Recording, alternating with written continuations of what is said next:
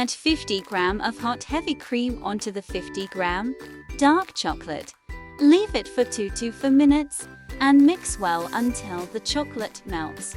Let it cool down completely. Whipping cream 250 grams. Whisk until stiff peaks form. Condensed milk 250 grams. Gently whisk until well combined. Cocoa powder 20 grams. Sift it well. Gently whisk until well combined.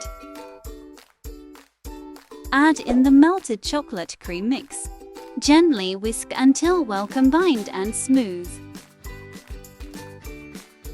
Add in brownie chunks 1 cup.